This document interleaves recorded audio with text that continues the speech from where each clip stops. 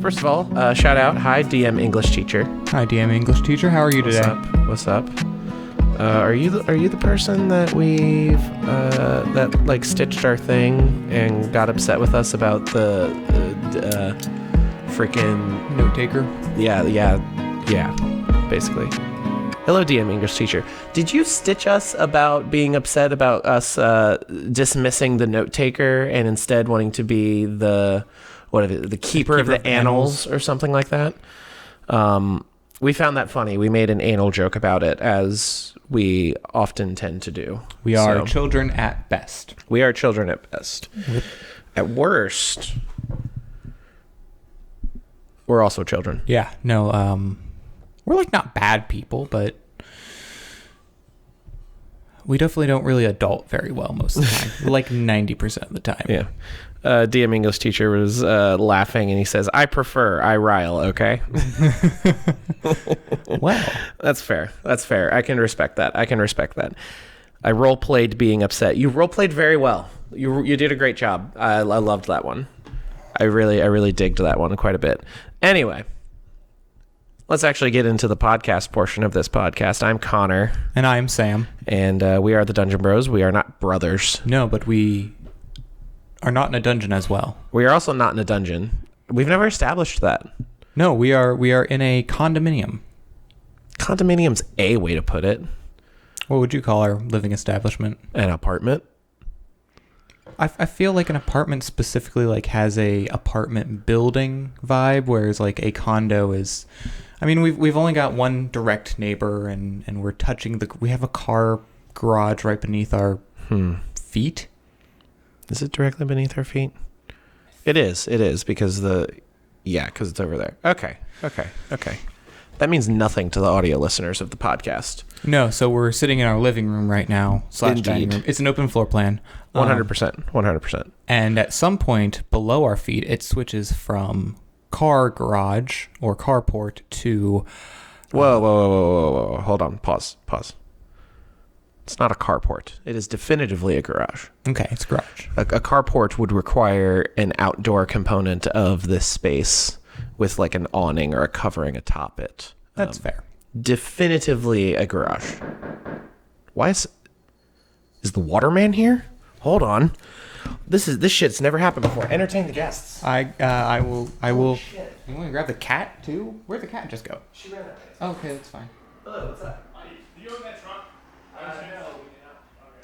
Well, yeah, so we live in a public area, or not public area, but, you know, in a group living complex arrangement thing, and he's asking about a truck, which there's a guy who constantly parks in the same spot, but I have a suspicion that somebody is blocking somebody else in. I hear them saying, right on. Anyway, hello. I wonder if anybody else is in the chat. This parking issue is ruining our podcast. You know, it's just you know, one thing that's ruining our podcast. The real thing is us. It's our speaking. What was that about? Yo, that shit was wild. What was fill us in. Well, I don't know why my head immediately went to the waterman. Yeah, he was supposed to be here like over a week ago, so... Yeah, also I don't think he would be called the waterman, more of a maintenance man. Yeah. Anyway, this was just some guy walking his dog. Okay. He lives somewhere on the complex, not anywhere near us, but he saw the truck that is always parked in that same spot outside, right in the end of our driveway, has one of their interior lights on. And so he was like, oh, well, I just went directly across to the garage that was near that truck, and to let you guys know, definitely not our truck. No, the guy lives, I think, 2 doors down. Yeah, I told him I think it was the boyfriend of one of the people that lives either attached to our building or the one building up. Yeah, it's the one building up. But anyway, this was a lovely gentleman. He was very kind, very considerate. He was walking his dog. I told him to give the dog some extra scritches for me. Good. Interesting thing to note about this gentleman. He was wearing a zip-up hoodie, much like I am wearing right now. Okay. He had like a flannel PJ pants on. Totally fine. Totally respect that. Sure. With the flip-flop as well. Okay. So just a very... It was a look. I mean, it's late. It's 7:44 at night. It's 70 degrees. It was 70 degrees out today. So these are at least understandable, weather appropriate wear. Yeah, indeed. I am going to say that I really hope the microphones picked up the knocking, because otherwise it's going to sound like we were totally just like making a bid up for this. I honestly think I heard it in my headphones before I heard it, because I have noise canceling headphones on right now. We literally hit record and 2 minutes later we get a knock at our front door. For reference, we get a knock on our front door maybe once, twice a quarter. Yeah. Nobody ever comes to our fucking door ever. It's kind of awesome. Honestly. The Amazon guy has even stopped coming to. Last time I got an Amazon package, it was 3 steps from the top. Really? They're not even coming all the way up now? Yeah. I mean, it is a sizable set of stairs up to our front door, but it's not not that bad. I mean, if you're going all the way, if you're taking it up to the 3rd step from the top, take the extra half second, get 2 more steps in, and just kind of chuck it right there on the main little landing. It'll be fine. Yeah, it's fine. That's idiotic. I can't believe that. Anyway, thank you, stranger, for looking out for the community. I appreciate that, even though it doesn't affect me at all. Yeah. So that was nice. I mean, I guess we could have to help jump another car. Another car, yeah. Remember that about a month ago? Sims? Yeah, something like that. I don't know. You still need to contact him about playing Apex Legends with us. Oh, yes. I constantly forget. Very good. I have it in my phone. Very good. I should send it to you. You're the charming person in the group. Am I? You're the outgoing person in the group? Am I? Yeah. I'm the loud person. I feel like there's a big difference there. Fair enough. Yeah, I'm much more recluse than you are. This was very convenient for our usual non-D&D bullshit at the beginning of the podcast. Because I feel like we were just going to get right into it, and then we didn't because of this.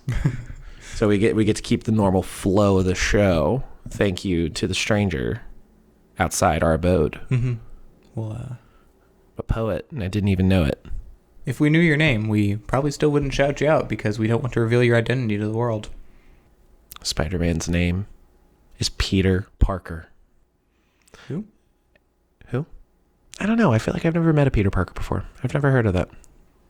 Anyway, this is ostensibly a Dungeons and Dragons podcast. Ostensibly.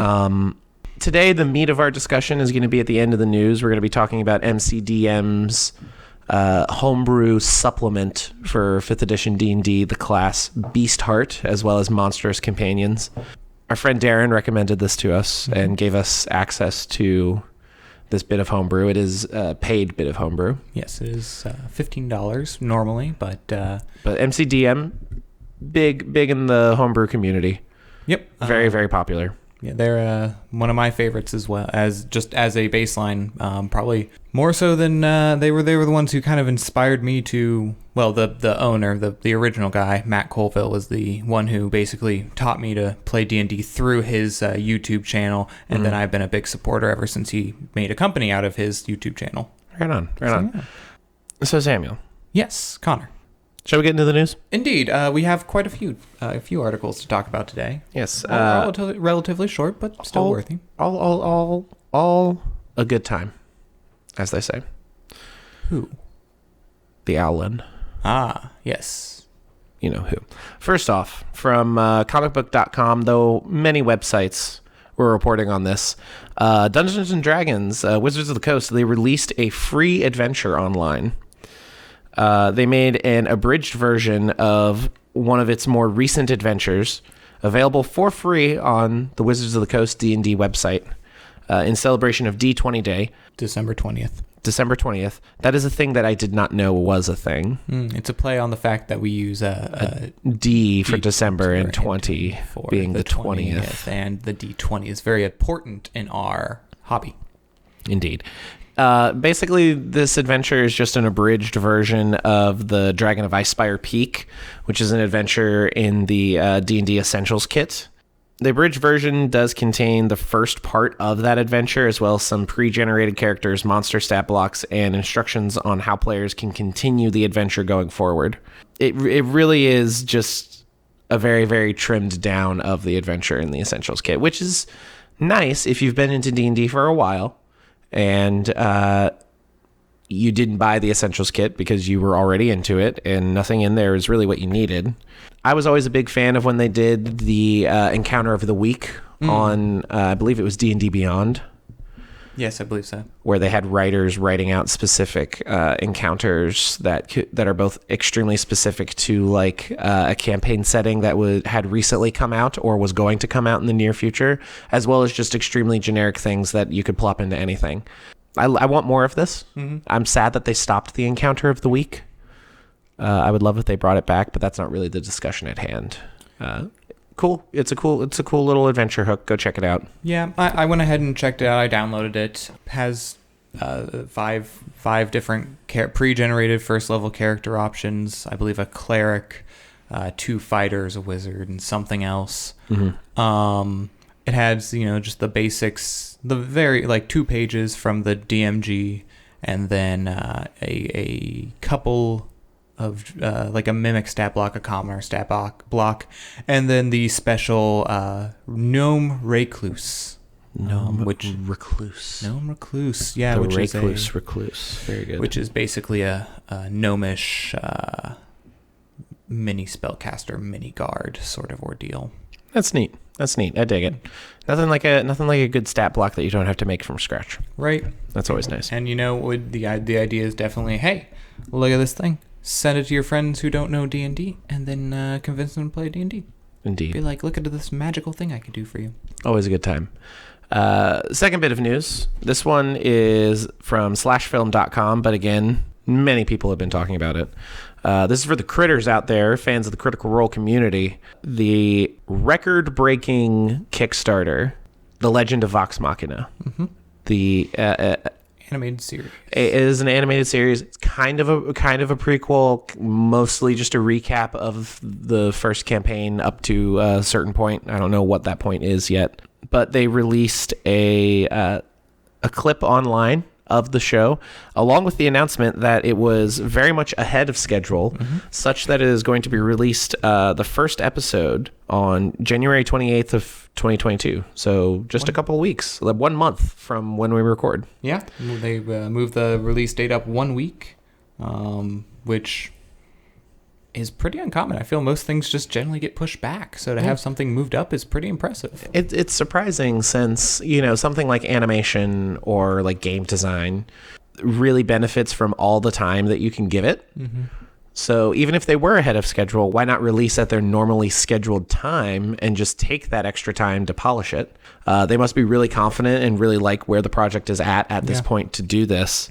It'll be available to stream on Amazon Prime. So if you have Amazon Prime, you can watch it for free. Well, with your subscription. It's not technically free. Yeah. You are paying for it. And then I believe, if I'm correct, they were working on a deal with Amazon that all backers would get to be able to still view it free regardless of their Amazon Prime status. I believe that is true as well. If you need a synopsis to know what the show is, then you can read it. But I feel like a lot of us are critters here, so you know what campaign 1 was kind of about. And I think they're also trying to aim it that at even if you didn't watch Critical Role campaign 1, still probably going to be an enjoyable show. The animation and the writing in it already seems pretty good from the few clips that we've had, so I'm excited. Of course, well-known voice actors are playing the main roles. It's almost like they're a group of nerdy-ass voice actors who like to sit around and play Dungeons and Dragons. Right? What a concept. What a concept. What a concept. Moving on. As reported by wargamer.com, as well as many other websites across the internet, an official Dark Souls tabletop role-playing game is coming soon. Basically, at this point, we know very little about it. Yeah. They haven't announced really anything about the system that's going to be. They did a little teaser trailer very akin to how they announced Dark Souls and other and Soulsborne sort of games, with just the safe haven kind of point. With, in this case, it was the set of standard the 7 standard die for 5th edition D&D, the D20, 12, 10, 10, 8, 6, and 4. I'm sure that they are waiting for From Software to get through the release of their upcoming Elden Ring game. Mm-hmm. Very, very anticipated, heavily anticipated video game. Oh, yes. And I'm confident that they'll wait till after that. And not a whole lot of information. I know you're a big Soulsborne guy. Yeah. I one tattoo is Bloodborne, and I have plans for stuff from the other games. There's probably going to be a lot of speculation as it approaches, because in Dark Souls, Dark Souls is a very difficult, a notably difficult video game that has inspired an entire genre of video game called Souls-like games. So it's definitely going to be interesting to see how that translates into a tabletop game. I'm confident that it's going to be less akin to the combat systems from the video games and more akin to simply the lore and world of Dark Souls. As a note, the company that is creating this RPG system is Steamforged Games. They have previously released alongside D&D adjacent role-playing products like Animal Adventures and the Epic Encounter series. They've also previously worked with Bandai Namco on a licensed Dark Souls board game and a card game as well. And I feel like we have a Bloodborne game. Yes, we have the Bloodborne card game, not board game. That might be the card game that they are alluding to. But there's also a board game. And then our friend Salem has the Dark Souls board game. It's a big chunky thing. I mean, most of these modern, like, one-off licensed board games tend to be like little beefy boys. They do. I mean, they often come with minis based on characters from like the video games, and then the Dark Souls game is no exception. Indeed. Our final little bit of news, as reported by yet again several outlets, but this one from a news station out of the Miami Valley, WYSO. There is a writer in the Miami Valley that is creating a monster manual specifically of endangered animals throughout the globe. Basically, it's like a fun little project and trying to draw upon the D&D community to be like, look at these cute animals, and like creating some stat blocks and some art for them and photos, and explaining how they are endangered and raising awareness. A cool little thing. Yeah, they have so far they have actually put out a sampler. It does have 3 extinct creatures: the carrier pigeon, a type of penguin, and a type of tiger marsupial thing. I went ahead and downloaded it and checked it out. It's neat. They have basically, it looks like what he's trying to do is have a stat block for like what the actual creature would be, and then like an advanced version of it, like a mythical D&D version of it, like a flock of carrier pigeons and what they could do, or with the like cat thing, it's regular as the cat, and then the upgraded version is the spectral form of it. Super neat. And if we do know one thing about the D&D community, at least that we've seen through groups like the Critical Role, how they have their charity, the Critical Role Foundation, and plenty of other groups. The nerds who have money like to be good about it, like to spend their money on themselves, but also give it away to charity. Yep, they love spreading the love, and I mean, who doesn't love love, really? That is all of the news items for now. Let's get into this Beastheart. Sam, you're much more familiar with this than I am. My quick little overview: a better Beastmaster system for Animal Companion, which is nice. There's a lot of new mechanics introduced, and I'm skeptical of how seamlessly it integrates into Dungeons and Dragons 5th edition. I like it. I'm a fan. I feel like most of the things that we talk about, we're like, oh yeah, we like it. Yeah. I love the concept of the ferocity system and losing control. The whole point is that these companions are monstrous in nature, so they're not like your normal animal companions that you can train a dog and the dog's going to listen to you. You can't. It's a little harder to train a gelatinous cube. Yeah. So, a quick rundown of this. In the companion system is not one that's flexed very well or that's worked out very well in mainline D&D. You see a lot of complaints about the Ranger class specifically, and there have been so many reworks of the Beastmaster. And then earlier this year, actually, Stibble's Codex of Companions from Runesmith came out. And that one focused more on pets and how animals could aid you in non-combat encounters more so. With this one, it is very much, you can, it says right up front, you can feel free to give these as companions, but if you're not really using the class, you could consider these pretty good magic items, basically. It's interesting that they draw the comparison there to magic items over an actual like beast companion or like a summon spell. Mm-hmm. That's weird. I like it. I dig it. Yeah, I vibe with it. Especially I will say the mechanics of creating the stats for like armor class and hit points are very reminiscent of how Tasha's Cauldron of Everything is handling summoning spells now. Mm-hmm. With your create elemental, create undead, using proficiency bonus plus a flat stat for armor class as well as hit points, as well as bonuses to saving throws and such. I think they definitely took note of the direction that D&D was going in, and they were like, "That's a really good idea." So we're gonna nick that. Yeah, I think definitely one of the weaknesses of companions, animal companions, or even summon spells is as you level up and get to higher levels, they can often just fall to the wayside in their usefulness. A prime example of that is going back to Critical Role. There was in the first campaign, there was Trinket the Bear, and when they were getting into later levels, a lot of the time his combat usefulness would be, all right, run out into the middle of the field, give flanking bonus to the barbarian for 1 round. All right, some AoE is probably going to hit, and then and then Trinket would die, but Matt had created a magic item that allowed him to be returned to Vex's possession, basically, and gave him time to heal. And this definitely addresses that. And like you were saying, it increases HP and proficiency bonus on their own. They gain basically maneuvers as you level up, and it actually it does focus more on, okay, this companion is your weapon. You're going to have your own weapon. You're going to have your own, set of abilities, but this companion is what you're sending out and controlling during the fight.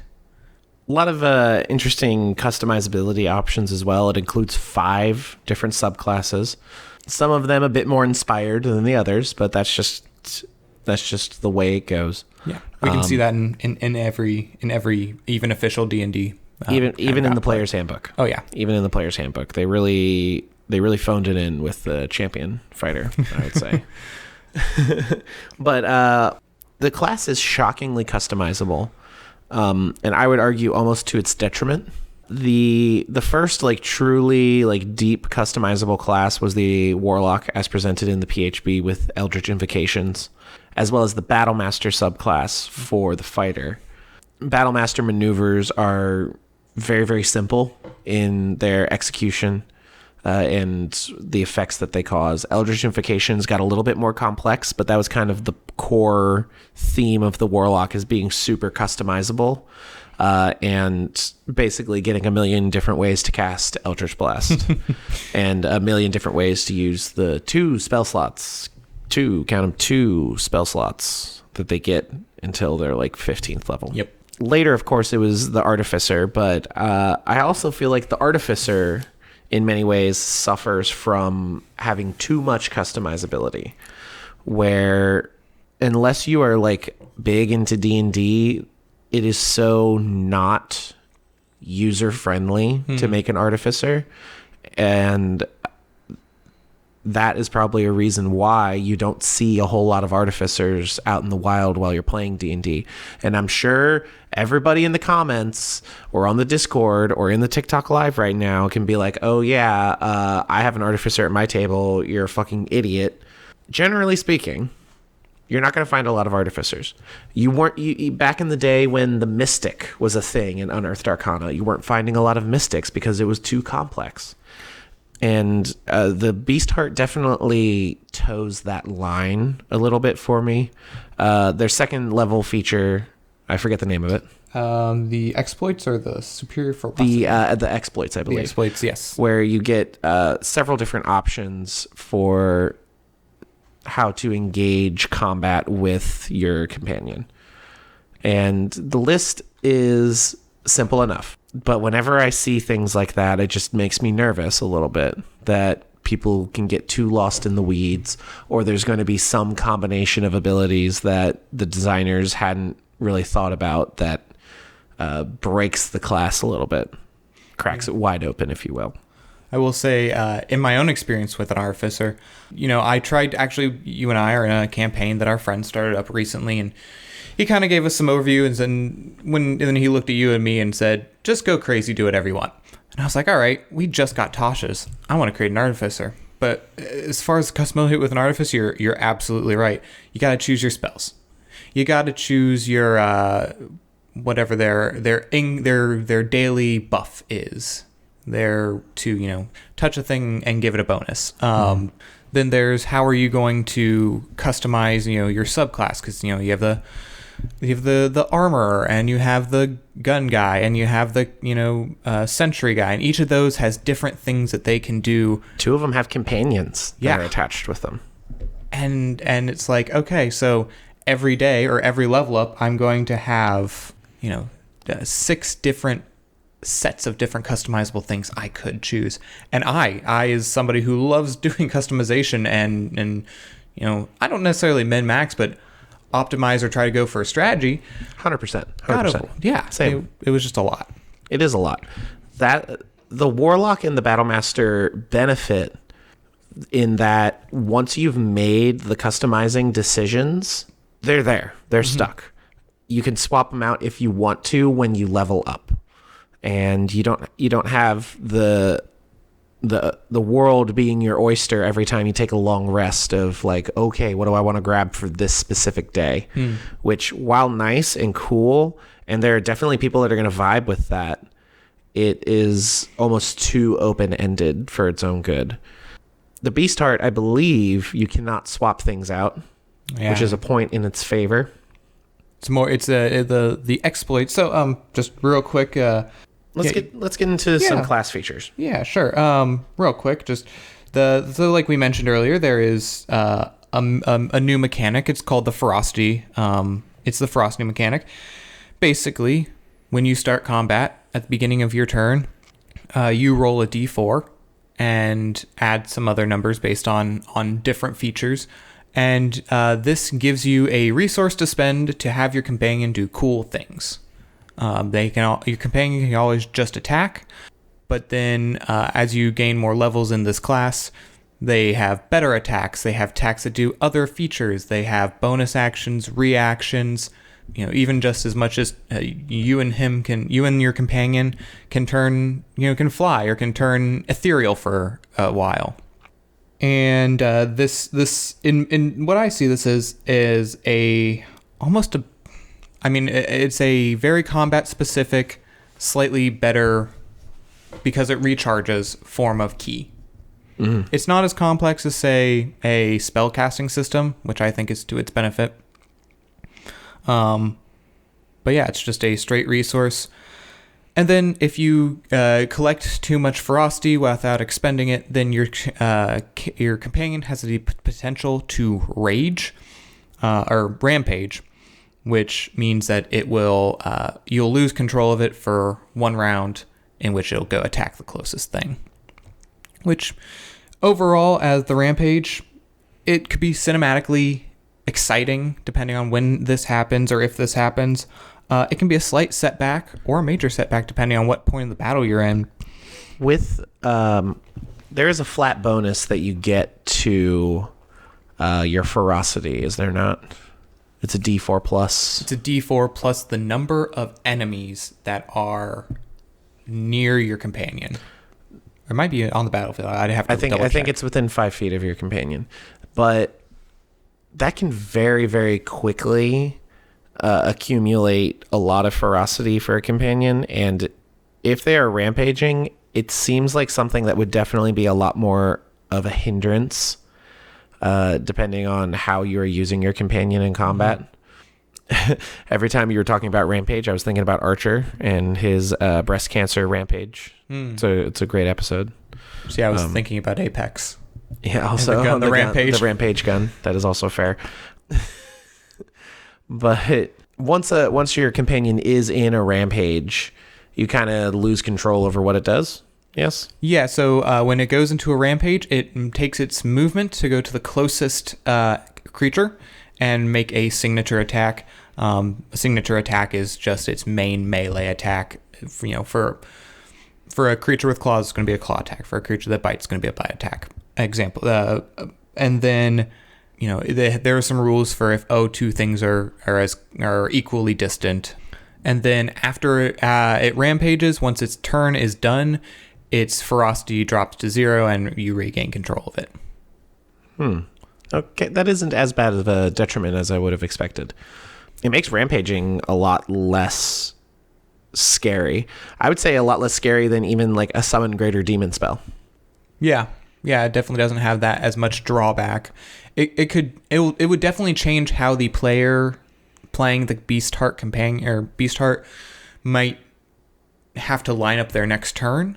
Like, if you're a spellcaster or a fighter even, you have kind of, all right, I'm going to go here, disarm my opponent, and then I'm going to move on. Yeah. But if you're like, well, I'm going to go here, try to poison this guy, because that's when the ferocity attacks that some of the things have is move here, poison. But if you're like, oh, I instead can't move, it goes into a rampage, it moves there and just mauls my friend. Might change things a little, but I'd say over time it's going to not be as detrimental, especially as you level up and as you gain, at one point you just gain expertise in animal handling in this class. Yeah, animal handling is definitely a must-take skill from this class. Simply because, and they even like throw proficiency at you because of how important it is at level 3. Let's get into some of the companions. The ferocity mechanic is really cool, and it seems like most of the companions have unique options for spending ferocity on special attacks, which is always fun. Yeah. A quick overview of some of the options. You get some interesting things like dragon wormlings. You got a blood hawk companion. There's a dinosaur in there. There's a dinosaur. You can ride a velociraptor, basically. There's an earth elemental companion, which you could probably adapt for any of the elementals. A gelatinous cube, a mimic, your giant spider, your giant toad, your weasel, hellhound. Oh, that's pretty sweet. That's actually fucking badass. Owlbear. Oh, good. They have the owlbear. In case you can't tell, I believe I said it. I've skimmed it. I was gonna say, you said that to me. I don't think you said it on mic yet. Yeah, but I skimmed it. The Sporling. I have thoroughly read it. The Warg. I assume there's a wolf as well. No, just a Warg. Warg. I mean, you could It's wargy. Yeah, you could rework the Warg as a wolf. And then they give some basic, like, oh, if you want to do your own custom one, here's a little block, like, oh, here's how you find like their armor class, their HP, or their attack bonus. And then they do reference it multiple times. They're like, hey, check out our Discord and or our subreddit, because the community loves to make things based on the things that MCDM makes. Yeah. I'm sure there's a lot of awesome fans that have made crazy companions that we couldn't even think of. All right. Off the top of your head, you've just kind of looked through which companions there are without reading into it. Which just sounds the coolest to you? I mean, I paused at the Hellhound for a reason. We have an owlbear mini. I would love to be able to utilize that owlbear mini quite a bit. The Hellhound, quite cool. The Warg, reminiscent of the Lord of the Rings, specifically the Two Towers, where the Wargs play quite a bit of a role in attacking the people of Rohan. I mean, a gelatinous cube. It's just I'm just listing off all of them at this point. You're just like, these are neat. Hellhound, Warg. I want like your kind of classic beast companion. The owlbear might be a bit much, but I got a mini for it. That's true. See, that would probably sway me. My top 3 are the gelatinous cube. I just have a weird affinity for oozes, as I've said before on this podcast. You were a big fan of the ooze black, if you will. I was ooze black, and then the last game we played in, I collected some black pudding in hopes of getting a black pudding cup. Yeah, a little Stibbles companion.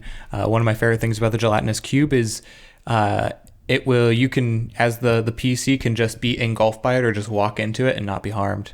And gelatinous cube's just like, cool, this guy's inside me now. Also, I enjoyed the dinosaur because they make references to Jurassic Park in the stat block, and the sporling. It's just a little walking mushroom guy. Got a little mushroom guy. Yeah, little mushroom guy. He's got like 4 legs, 3 arms, and a billion eyes. I think we said mushroom guy at the exact same time twice. Nice. Shall we move on to the core class?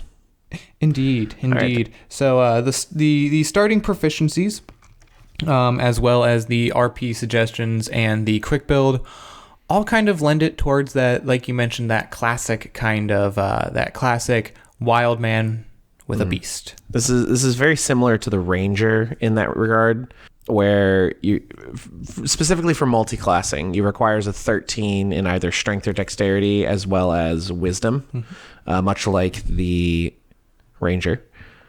D8 hit die, much like the ranger. I believe the ranger has a D10. Couldn't tell you off the top of my head. I think they have a D10. You're the ranger expert in this house. I am. I am a ranger stan, as the kids may say. They do. The kids do say that. They do say that sometimes. D8 hit die.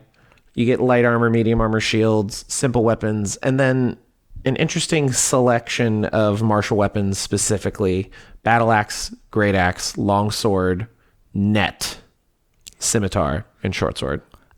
So one thing about MCDM is they are, I mean, as we all are in this hobby, profoundly nerds, but they don't shy away from it, partially because they do all, they don't have to shy away from it as Wizards of the Coast might.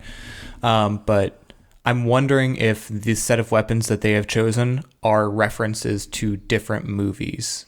I mean, logically, the net would make sense if you're a beast hunter of sorts that wants a companion. You have to capture him.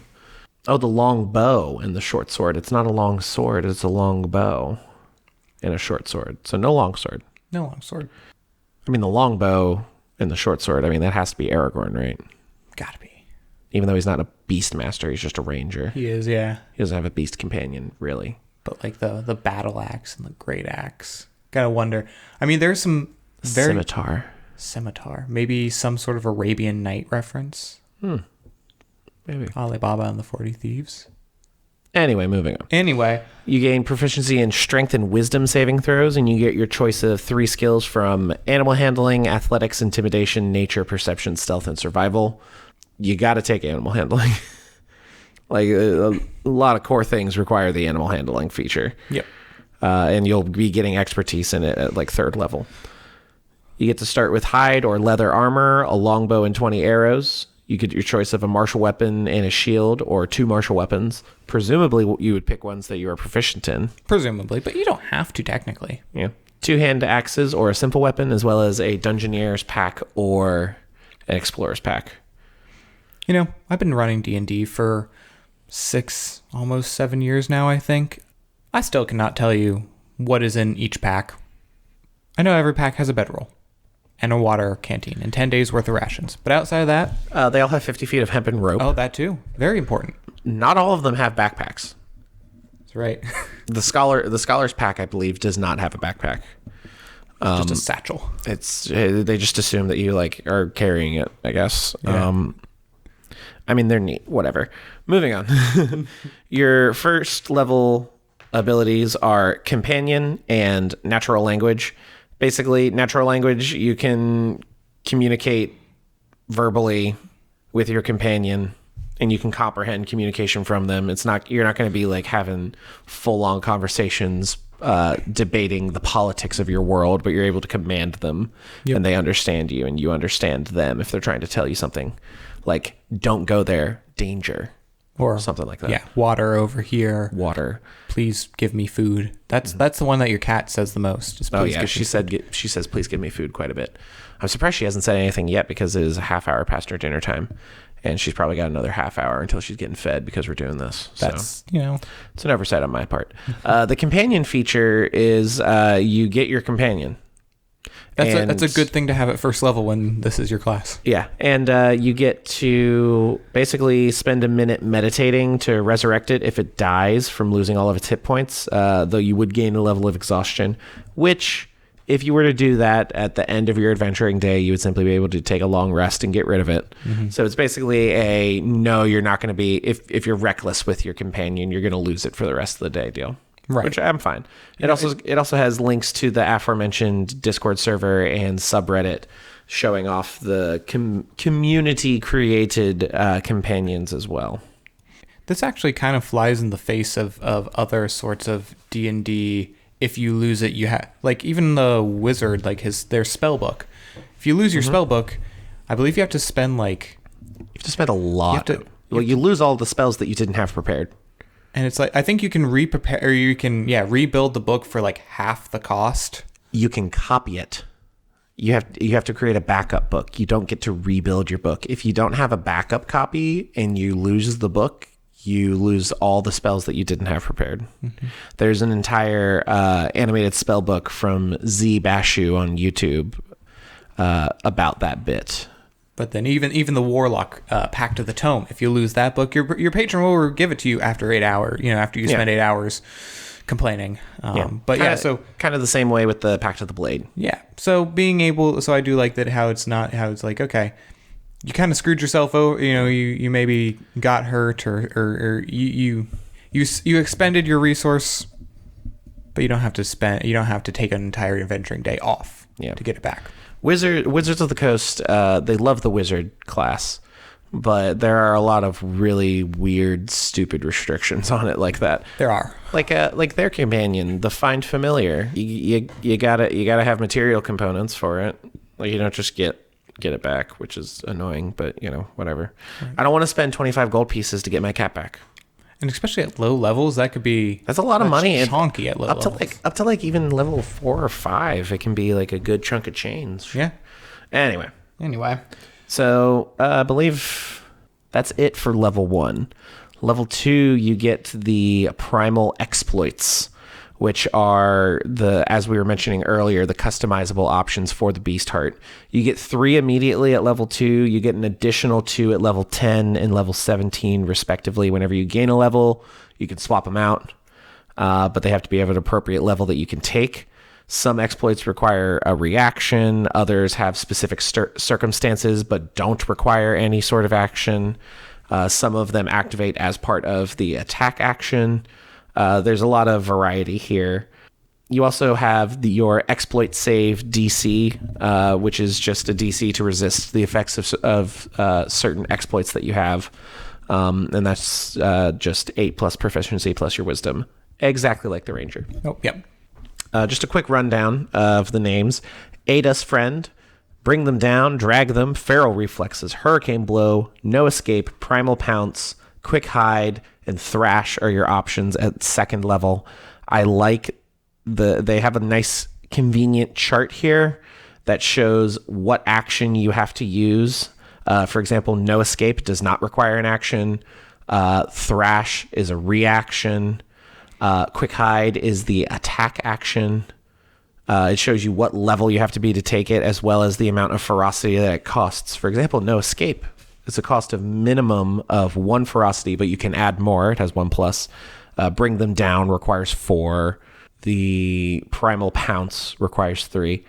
They're just kind of neat. This is what you were alluding to earlier, that this is very much a key style mechanic from the monk. Yeah, because it's closer to key than it is to maneuver. These are maneuvers, but they spend the key to where they spend this resource. But you regain this resource, so it's not like the maneuvers where it's like, twice a day I can try to trip somebody. Yeah. Do a little extra damage. Yeah. There are some exclusive options at level 10 as well. They require a bit more ferocity. And then the 17th level options require a massive amount of ferocity. Your companion is supposed to go into or have a chance of going into a rampage when you hit ferocity of 10 or more.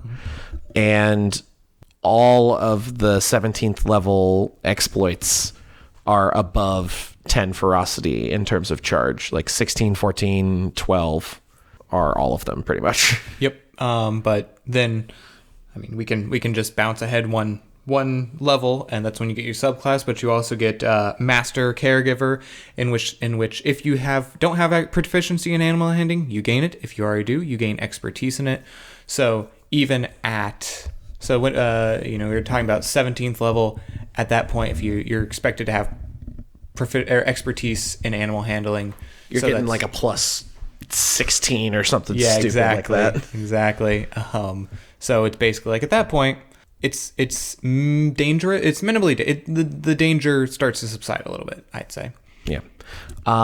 At second level, we skipped over one little feature, the superior ferocity.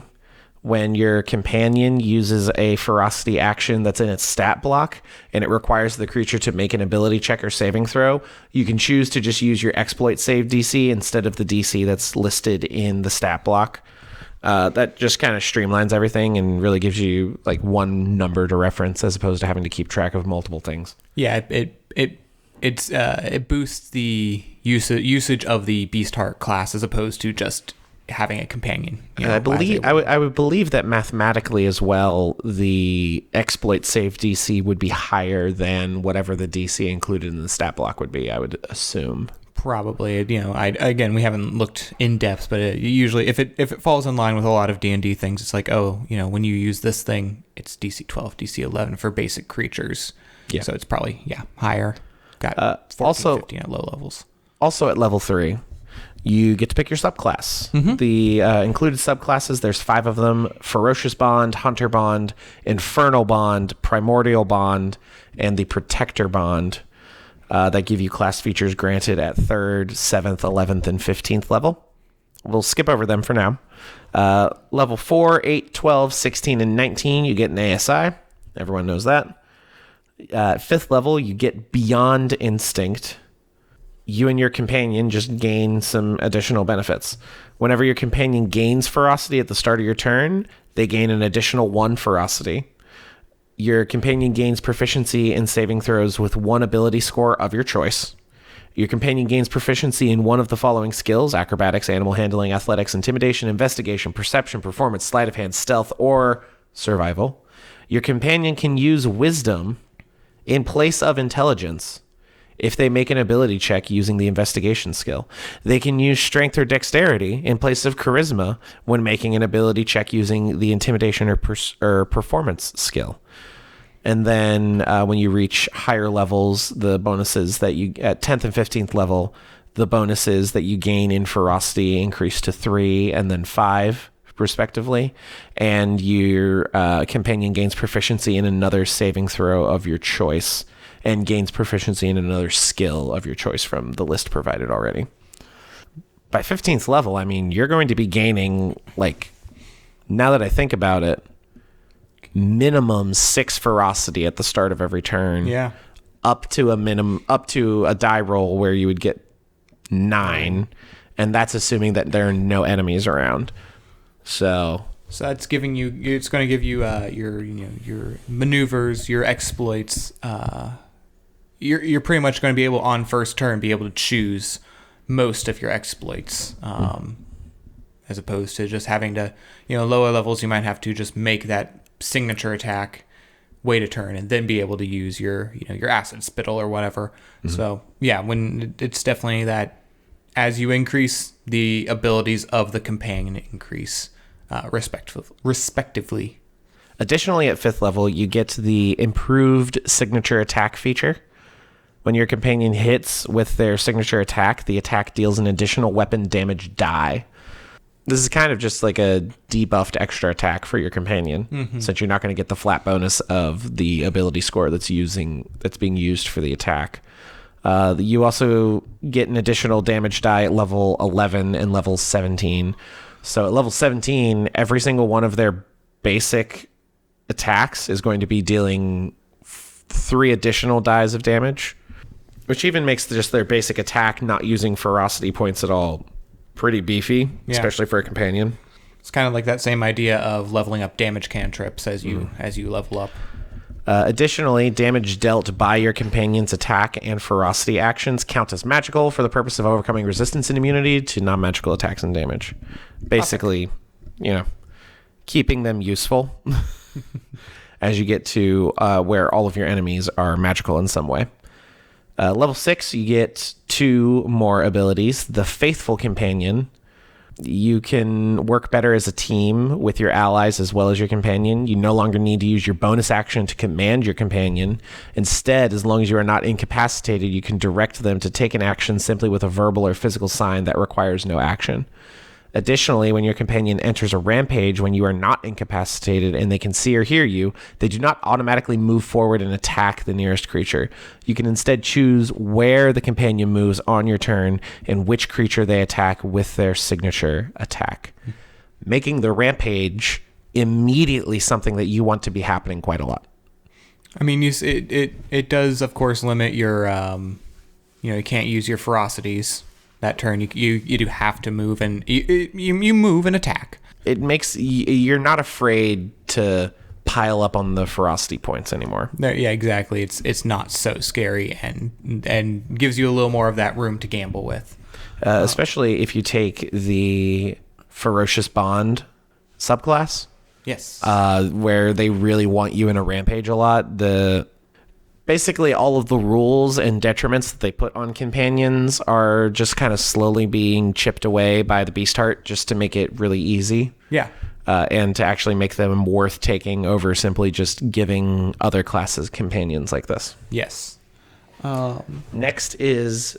Unless you have something to say. No, I was going to say next level is level 6. We have the Faithful Companion. Oh, sorry, we're on level 7. No. We got one more level 6. Rejuvenating Ferocity. Yes, Rejuvenating Ferocity. I can read my own handwriting.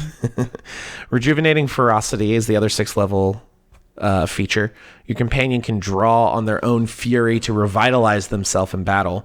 You can use a bonus action to spend any amount of your companion's ferocity, with the companion regaining hit points equal to the ferocity spent. You can use this feature a number of times equal to your wisdom modifier, regaining all uses when you finish a long rest. It seems a little... At 6th level, I'm sure it's very useful, but when you get to higher levels, I mean, how helpful is regaining 5 hit points? It will bring them up if they're knocked unconscious, but can they even be knocked unconscious, or do they just die when they hit? They can be knocked unconscious, I believe. Okay. Yes, they can be. They can drop to 0 hit points. Oh, there you go. They're basically just a free re-up as a bonus action. As bonus healing is probably the best healing in D&D. Bonus action healing is wonderful. Some would say overpowered. I am not. Some. No, this is we could probably do an entire podcast on the healing in D&D, but just as a the way D&D is set up in its turn-based action economy, healing except for bonus action healing and healing to get somebody up from 0 is a very specific build. Yeah. Let's do a quick run through of the rest of the abilities. We're already an hour in. Oh, wow. Really? I know. Just time flies. Time flies. Primal Strike. Bonus damage for the PC when they make a weapon attack. Yeah. So you as an individual can do extra damage of certain elemental types. And then you get additional damage again at 14th level. 9th level is the Mystic Connection, where you get additional features that you can use depending on what type of companion you took. There's a breakdown for all of the companions that are available in this supplement. Like the Hellhound has a different bonus action feature than the Mimic and the Owlbear and the Sporling, and some of them don't require a bonus action. Some of them you can do as an action. Some of them are free. The Warg simply gives you an additional 10 feet of walking speed. Mm-hmm. All neat, all useful. All very reminiscent of feats, honestly. They're like little mini baby feats. Yeah, that's a good way of putting it. Yeah. 13th level, Loyal to the End. They can't be frightened or charmed. Your companion You or your companion cannot be frightened or charmed. Well, there you go. A little basic, but It's useful. We're not gonna disparage it. No. I think at 13th level, you're not getting many creatures that are going to be attempting to charm or frighten you, because a lot of classes get sorts of resistance to that. But you also have creatures like dragons that just innately, as soon as you enter their field of view, you have to make a save. That's true. And it can mess up a very, I've had a paladin that could not do anything because he was frightened for 6 rounds of combat because he couldn't save. So it do be like that. It do be like that sometimes. 14th level, keen senses. You have advantage on wisdom perception checks that rely on hearing, sight, or smell. Additionally, you can take the search action as a bonus action. I did not know that the search action was a thing. Yep. I thought that was just an investigation check. As an action. Technically, it is. Well, yeah, that's what it is. But it is an action. You have to take your entire big chunk of your turn and go. What's in this rubble? Nothing. All right, Neat. I'll cast Healing Word. Neat. 18th level, Summon of the Wilds. Depending on your location, you can create a horde of animals as an action, like birds, fish, insects, rodents, or other similar creatures of your choice. They arrive immediately, occupy a 30-foot cube, centered on a point within 120 feet. They last for a minute. On each of your turns, you can use a bonus action to move the swarm 30 feet in any direction. Each creature of your choice that starts their turn within the swarm must make a wisdom saving throw against your exploit save DC, or have disadvantage on ability checks, attack rolls, saving throws, and a -5 penalty to their passive wisdom perception score, and a -5 penalty to their passive perception until the start of their next turn. And you can use it once per rest. Just kind of a cool, free, no concentration AoE that just kind of is debuff, lockdown. 18th level is a little high for what it does, but it is just kind of a supplemental thing. Yeah. And then the capstone, the 20th level ability, like most abilities in D&D outside of the 20th level paladin features, which are just kind of badass. A little underwhelming. Yeah, that's pretty much it. You can basically choose whether or not your companion rampages. You get the relentless endurance feature For your companion. and you again gain bonus ferocity when you start combat. Yep. All just nice little quality of life things that make a 20th level feature a bit underwhelming. Let's not go into the details of all the subclasses. Yeah. But a quick overview. The Ferocious Bond, you get a lot of benefits to the Rampage portion of your companion's feature set. So you're going to want to enter a Rampage a whole lot more, and you're going to be able to control it a little bit better. And you lose less of your ferocity when the Rampage ends, giving you the ability to still keep your ferocity up. And this is kind of the barbarian subclass of this class. yeah, basically. Your Hunter Bond, which, I mean, you're stealthy, you have specific targets and quarries that you can target with your companion, and you get bonuses. Pretty much a ranger. A ranger. Ranger by any different name, no spells. I will say this kind of a little bit fixes, I would say, one of your complaints with the ranger, and that is takes a bonus action to cast Hunter's Mark, and you have to concentrate on it. This, you spend 4 ferocity, free action, basically cast Hunter's Mark. Yeah. I will never understand why they didn't just make Hunter's Mark a non-concentration spell, even in the updated changes. That's true. To Tasha's Cauldron of Everything. I agree. One can only hope for 5.5. Anyway, next is the Infernal Bond. Devil Beast Master. Yep, you gain Devil Beastheart.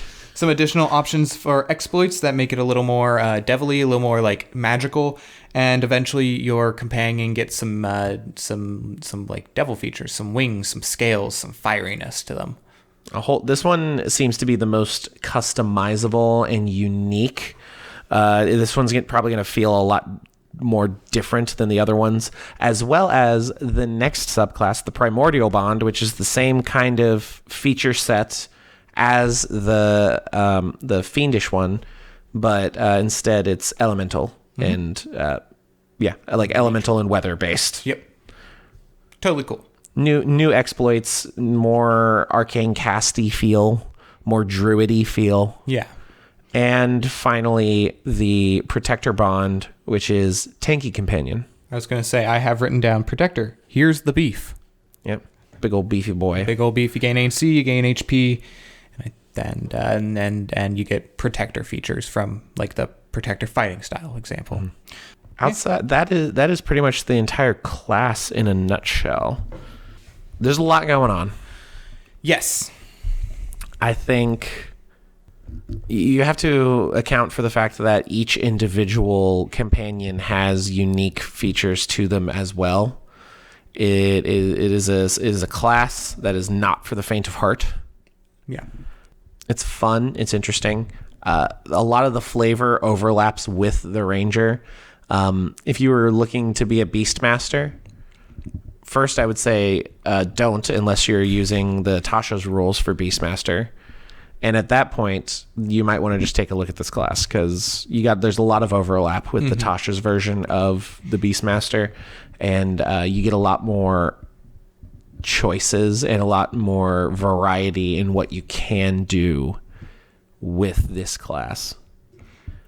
Yeah, I think my overview of this class is I really enjoy this. Like I said, I enjoy the creators, the company. Overall, I would play it, but I think I would definitely multi-class with this. Yeah. If you wanted like maximum effectiveness of the character, this focuses very little on the PC's actual character and more on what the companion can do. I mean, some of the exploits say, you or your companion. But I would definitely like to have some fighter features, or maybe some caster features, because this up to a point uses your bonus action to choose to do. You've got this class has a lot of things to do with your bonus action. A lot like the Warlock, you're going to be making a lot of decisions about what to do with your bonus action every single turn, because likely your action is going to be you attack with whatever weapon you have in your hand. Mm-hmm. You say you would like to multi-class into this. I would say I would like to multi-class out of this to get martial features. Multi-class with this. Yeah, I would either. It depends, I feel like if you want to play a class like this, you want to start with this. Yeah. If we were doing a one shot, and it's like, oh, it'd be cool to have. If I have, I definitely want to play this level fighter. Oh, by the way, we're add 3 levels to it. Sure, I'll throw in a couple levels of this. Oh, I just you could go ultimate customization and go like multi-class into a battle master fighter, or multi-class into a warlock, or multi-class into an artificer, and just be like truly one of a kind that will probably never ever be played that same way ever. Oh yeah. At any table ever. That's neat. There's also a section at the end that contains some magic items. I can sum those up real quick. I have it written down. They're basic items, really, that give basic boosts to stats, give some additional uses of ferocity, allow for the casting of free spells specifically on the companion, like polymorph, so that you don't have to walk through town with a owlbear. Instead, you can walk through town with a weasel. And then, of course, as in any companion-based supplement, there is a Pokeball. The companion ball. The companion ball. Yep. And in Stibbles, it's called the Amulet of Safe Haven. Yes. But yeah, keep your animal in there so they don't get hurt or hurt things. Yeah. Yeah. Stop letting your Magmar walk around town. It is made of lava. Look, Pokemon buildings are immune to fire. Right? I don't know, I'm pretty sure there's an episode of the anime where they're throwing buckets of water onto a fire. I do remember the Squirtle Squad. There's a Squirtle Squad. Putting out a fire. But I mean, any universe where a 10-year-old can capture the literal incarnation of God, Arceus, I feel like a lot of the logic of your world building kind of goes by the wayside at that point. Yeah. Imagine if we created a technology. Not only did we find God, not only has God spoken to us and stepped on plenty of people, somebody comes up with how to put him in a 3-inch diameter sphere. Yeah. Yeah. Well, At this point, if you want to ask questions to be answered on the podcast, the best way to make that happen, to guarantee that it will happen, is to join our Discord server, which you can find a link to in the description of the YouTube video, as well as the link tree in the bio of pretty much all of our social medias, TikTok, Twitter, etc., and so on. There's a channel called Podcast Questions. That channel is, as always, completely devoid of activity. As is most of our Discord up to this point. We have a very small Discord community. We want to get some people in here because we can't interact with everyone about everything. But we also record this podcast live on TikTok. You can follow us at Dungeon Bros YT. If you do not find us on TikTok, I am shocked. That's pretty much where our following is. Yeah. We are live right now. There were a couple people in the chat. Not too many. Most of it was from DmEnglishTeacher, as we talked to at the beginning. This lovely gentleman. It's okay to call him a gentleman. I assume he's a he. We never asked. I don't remember looking in a bio, and I'm not going to do that right now. I'm going to assume he's a he. I apologize if that's offensive. Actually, no, I don't apologize. It's fine. You're an English teacher. You're probably fine. We're here. We're clearly male presenting, at the very least. I think this is very off topic. He stitched our. He did. He stitched our Mighty Morphin Power Rangers Part 1, where we were calling out the various types of players that you'll find at your D&D table. One of which being the note taker. Felt like we didn't put enough respect on the name of the note taker, calling them as he put, I believe, the keeper of the annals, which then led us to make many anal jokes to one another about. Considered making a reply to that. I think we may have made a comment on that video. I think we did comment. We liked it. But it did give me an idea for the next Mighty Morphin Power Rangers TikTok. Yes, we will be having a part 3 because those are doing well. Stay tuned and watch out for that one, TikTok Live. It's just me on the thing right now. Stay tuned and watch out for that, Connor. Very good. The other one is Professor D&D. He commented, absolutely love the Beastheart. Super excited to see people talking about it. Yeah, we talked about it. I like it. It's neat. We enjoy this. It's neat. As someone who totally did not actually read pretty much any of it and just skimmed through and let you talk me through it and also reading it aloud for the first time, seems neat. I'm sure there's a lot of things that we're not aware of, but MCDM does have really, really tight homebrew. You're not likely to find some overly powerful stuff or some underpowered stuff. Yeah, they are. Since they are. That is their whole company. They do have plenty of play testers. They love D&D as much as we do, and they spend a lot of time thinking about it, playing it. One thing I forgot to mention during the podcast. I feel like I mention this every time we look at a new supplement. Art. The art in any of the Wizards of the Coast books is neat. It's what you would expect. It is very much the same style. But I appreciate Matt Colville and his drive to just have over the top art put into things that his company produces. It is always evocative. It is always very classic, and this is no different. I love some of the images so much here. It's a great time. It's a good time. We should post a link to this when it posts on YouTube, and we should tweet at him. Make a note. Until relentlessly, like every 30 minutes, until he responds to us. Sounds like a lot. I mean, persistence, I feel like, is a really underrated feature, underrated selling point for people. We are also both very inattentive and tend to forget. I mean... Also, fun fact, Matt Colville got the very first like from our Twitter, the Dungeon Bros Twitter gave out because... he's pretty cool. You opened the app and read something and you went, ha! All right, I like that. Pretty much. I remember that day. I don't. Well, we got nothing in the Discord to talk about. We got nothing on the TikTok Live to talk about. Well, we've addressed everything in the TikTok Live. We have. So So I feel this one was kind of impromptu. a little bit. We had to cancel and reschedule a couple times. Yeah, so we will try to post the events in both the Discord and the TikTok in the future. We would love to have you join us there. I think our average viewership is like 3. Yeah, something like that. Let's hit that in the double digits next time. That'd be cool. So if you've enjoyed this or any of our podcasts, please, if you're on any of the apps that you can rate and review a podcast, the Apple Podcast, the Google Podcast, the Spotify Podcast, etc., and so on. Please, give us a 5-star review, or be honest. 4.5 is fine too. Yeah. If it's less than 4, don't bother. And if you don't know what to say, I'll tell you what to say right now. You're gonna say, "Hey, I love this podcast. It has made me a better person.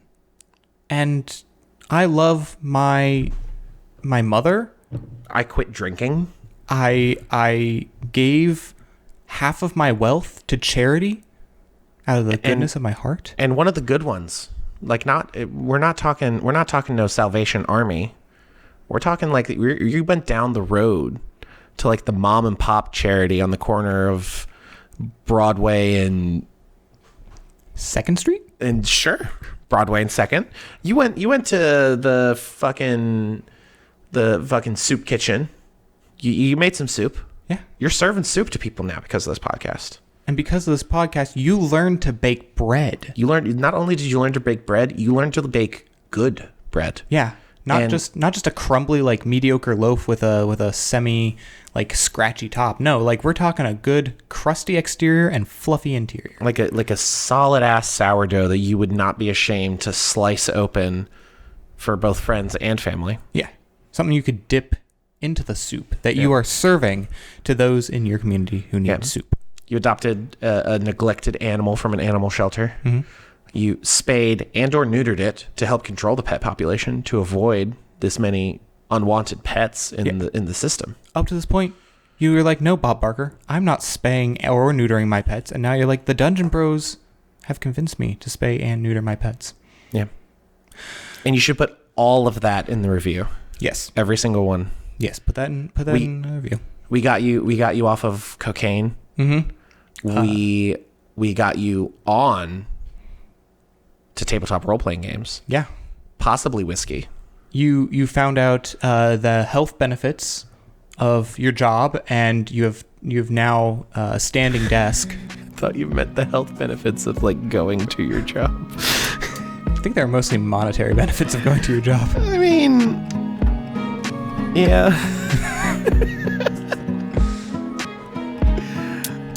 Anyway, review us, follow us on the things, like, subscribe. I'm done. All right. Well, ladies and gentlemen, empty TikTok live. In the meantime, peace out. Bye.